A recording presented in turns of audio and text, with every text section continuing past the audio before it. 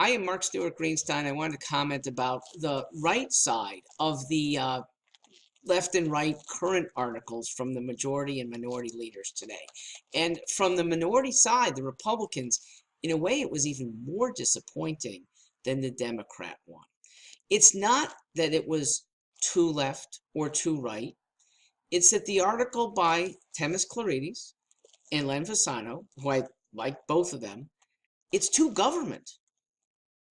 It's putting too much into a system that none of us should be respecting, and all of us should be trying to dismantle at least the nice things that are not necessary, leaving the necessary things, but then making them better. I fear Republicans getting co-opted into this big Borg of Democrat and Republican bipartisanship that expands more, regulates us more, taxes us more. Also, the proposals I see are just too incremental. Even if they're moving in the right direction, it's too slow. Connecticut needs a kick in the pants, and we're not going to get it from neighboring states. What does New York and Massachusetts care about Connecticut's welfare? We need that kick to come from ourselves. So let me emphasize what a lot of people have said. I'll say why a lot of people is really right. A majority of independents voted for Bob Stefanowski, okay, with a very terse slogan, end taxes. If he had doubled up with cut spending and maybe a few other things, he might be the governor starting tomorrow instead of Ned Lamont. And we almost certainly would have a General Assembly back to 1818, maybe even favoring Republicans. Okay, wasted opportunity, but you could have a still good General Assembly. Some of the new Democrats coming in, Alex Bernstein seems very even-keeled. I like what I hear from Will Haskell. You got a chance. So let's make it vibrant. Your solutions should be moving the success threshold to the far liberty end. End pensions. End them. Make sure that the next General Assembly doesn't vote for a bill with a pension in it and not a governor not sign it over a big veto. Let the people who are pensioners know that the era of pensions is going to come to an end, and they should look to privatize themselves.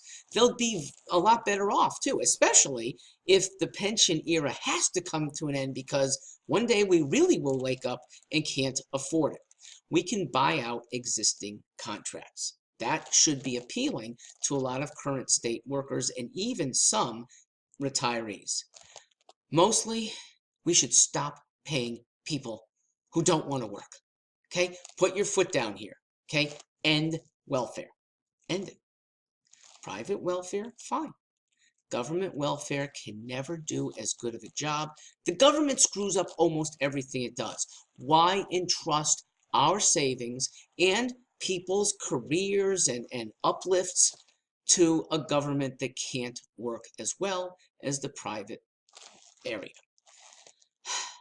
In the end, I'm asking you not to spend our money on nice but not necessary things. And here was the most disappointing statement of all. It reads, education is a core function of government. Where did that come from? You know this is not true. This is a progressive brainwash. Private education was the only education up until about the 1840s. Horace Mann and some other reformers who didn't like religiosity in education, because most education was conducted by ministers or their wives. They had a religious component, had a lot of secular goodness too, got replaced by secular education that at times was very good. That's when government ran things well. But over the last 50 years, it hasn't run very well. So we're not tethered to government education. All right, for a few more years, maybe you still use it, make it better. But please don't assume that it is a core function of government. Now, what does the libertarian mindset do? It's not left. It's not right. I actually think it's above both. And it actually is a unifier. because conservatives have a common enemy with progressives. It's those who want to reform on behalf of the people and see government in the way. I actually contend that 99% of us are united, and that 1% is those who are steeped in government, want it to continue for the sake of their power, maybe their livelihoods too, but even those who are government employees will probably see better livelihoods through private employment that is more robust. I'm hoping conservatives in Connecticut express their conservatism. You do it on your terms, but using liberty-minded language, you can get progressives and independents into your corner. I actually think you can get Ned Lamont into your corner.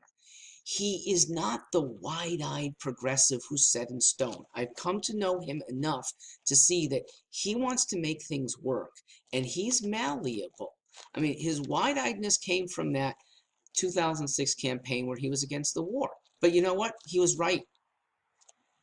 Here I see a pragmatic, when needed, business person and potential reformer sitting in the governor's mansion. Work with him, okay? And work against traditional Senate and House Democrats who are trying to do the same old that has gotten us into trouble for the last 30 years. You got a chance to really make this, yes, minority General Assembly into a strong one if you're strong on the edge of liberty. I'm Mark Greenstein.